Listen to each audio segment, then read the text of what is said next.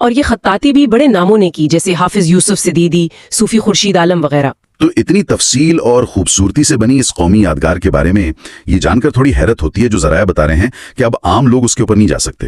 اتنی اہم علامت اور یہ تضاد، اس کی کیا وجہ؟ جی، ذرائع یہی بتاتے ہیں کہ یہ پابندی کوئی 14 سال پہلے غالباً 2011 کے آس پاس لگی تھی۔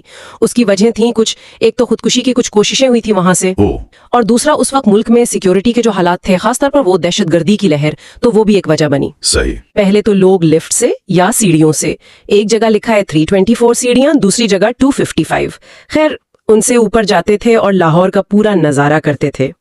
اب مینار کے جو مرکزی چبوترا ہے نا، اس کے گرد خاردار تاریں لگی ہوئی ہیں جو بالکل قریب جانے سے روکتی ہیں۔ تو یہ جگہ صرف ایک یادگار نہیں رہی، بلکہ یہاں تو سیاسی اور مذہبی جلسے بھی ہوتے رہے ہیں۔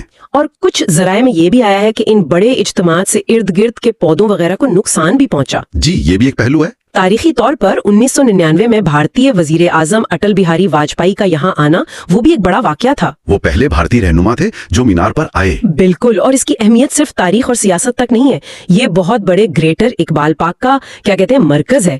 لوگ وہاں تفریح کے لیے آتے ہیں، اور اسی پارک میں قومی ترانے کے خالق حفیظ جالندھری کا مزار بھی ہے۔ اچھا، وہ بھی وہیں ہے؟ جی، اور وقت کے ساتھ ساتھ اس پارک کو بہتر بھی کیا گیا، بڑا بھی کیا گیا، اور جو قریبی تاریخی جگہ ہیں جیسے بادشاہی مسجد، شاہی قلعہ، مزار اقبال، ان کو بھی گویا اس سے جوڑ دیا گیا ہے۔ تو خلاصہ یہ ہے کہ مینار پاکستان صرف 1940 کی قرارداد کی یاد نہیں دلاتا، بلکہ یہ پاکستانی فن تعمیر، قومی عزم، تاریخ کے اتار چڑھاؤ اور وقت کے ساتھ بدلتے سماجی اور سیکیورٹی حالات کا ایک جیتا جاگتا استعارہ ہے۔ درست فرمایا۔ اس کی تعمیر کے لیے فنڈز اکٹھا کرنے کا وہ انوکھا طریقہ، پھر ڈیزائن میں اتنی گہری علامتیت، اور پھر موجودہ صورتحال، خاص طور پر یہ جو عوام کی اوپر تک رسائی پر پابندی ہے، یہ سارے پہلو مل کر اس یادگار کی ایک آپ کے لیے کثیر جاتی تصویر بناتے ہیں۔